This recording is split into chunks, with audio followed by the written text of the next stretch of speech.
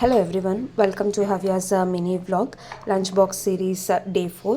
So ಇವತ್ತು ನಾನು ಲಂಚ್ಗೆ fried rice ಮಾಡಿದ್ದೆ.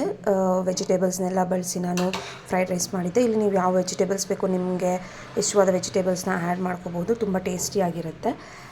ಸಲಾಡ್ಗೆ ಅಂತ ನಾನಿವತ್ತು ಕೋಸಂಬರಿ ಮಾಡಿದ್ದೆ. ಕೋಸಂಬರಿ ರೆಸಿಪಿ ಆಲ್ಮೋಸ್ಟ್ ಎಲ್ಲರಿಗೂ ಗೊತ್ತೇ ಇರುತ್ತೆ. ಇದು ತುಂಬಾ ಸಿಂಪಲ್ ರೆಸಿಪಿ. ಸೊ ಈ ರೆಸಿಪಿನ ನಾನು ಕಂಟಿನ್ಯೂಷನ್ ವಿಡಿಯೋದಲ್ಲಿ ಹಾಕಿರ್ತೀನಿ. ಕೋಸಂಬರಿಗೆ ನಾವು ಓವರ್ನೈಟ್ ಹೆಸರುಬೇಳೆನ ನೆನೆಸ್ಕೋಬೇಕು. ನೀವು ಬಿಫೋರ್ 3 hours ನೆನೆಸ್ಕೊಂಡ್ರೂ ಸಾಕು. ಸೊ ಇಲ್ಲಿ ನೆನೆಸ್ಕೊಂಡಿರೋ ಹೆಸರುಬೇಳೆನ ತೊಗೊಂಡಿದ್ದೀನಿ. ಇದ್ರ ಜೊತೆಗೆ ಕ್ಯಾರೆಟ್ ತುರಿನ ಹಾಕ್ಕೊತಿದ್ದೀನಿ. ಇದು ಕ್ಯಾರೆಟ್ ತುರಿ ಹಾಕ್ಕೊಂಡು ತುಂಬಾ ಟೇಸ್ಟ್ ಚೆನ್ನಾಗಿರುತ್ತೆ. Carrot it is very good for ice. ನಮ್ಮ ಕಣ್ಣಿಗೆ ಕ್ಯಾರೆಟ್ ತುಂಬಾ ಒಳ್ಳೆಯದು. ಮತ್ತು ನಾನು ಇದಕ್ಕೆ ಸಣ್ಣಗೆ ಹೆಚ್ಚಿರೋ ಅಂತಹ ಸೌತೆಕಾಯಿ ಆ್ಯಡ್ ಮಾಡ್ಕೊತಿದ್ದೀನಿ. ಸಮ್ಮರಲ್ಲಿ ಸೌತೆಕಾಯಿನ ನೀವು ಎಷ್ಟು ತಿಂತೀರೋ ಅಷ್ಟು ಒಳ್ಳೆಯದು, ಯಾಕಂದರೆ ಅದು ಡಿಹೈಡ್ರೇಷನ್ ಮಾಡಲ್ಲ ನಮ್ಮ ಬಾಡಿನ. ಇದ್ರ ಜೊತೆಗೆ ಪೆಪ್ಪರ್ ಪೌಡರ್ ಆ್ಯಡ್ ಮಾಡ್ಕೊತಿದ್ದೀನಿ. ನಾನು ಆಲ್ಮೋಸ್ಟ್ ತುಂಬ ಪೆಪ್ಪರ್ ಪೌಡರ್ನ ಬಳಸ್ತೀನಿ, ನನಗೆ ಆ ಫ್ಲೇವರ್ ತುಂಬಾ ಇಷ್ಟ. ಪೆಪ್ಪರ್ ಪೌಡರ್ ಆದಮೇಲೆ ನೀವು ಇದಕ್ಕೆ ನಿಮ್ಮ ಟೇಸ್ಟ್ಗೆ ಅನುಗುಣವಾಗಿ ಸಾಲ್ಟ್ನ ಆ್ಯಡ್ ಮಾಡ್ಕೊಬೇಕು. ನಿಮ್ಗೆ ಎಷ್ಟು ಬೇಕೋ ಅಷ್ಟು ಸಾಲ್ಟ್ನ ನೋಡಿ ಆ್ಯಡ್ ಮಾಡ್ಕೊಳ್ಳಿ.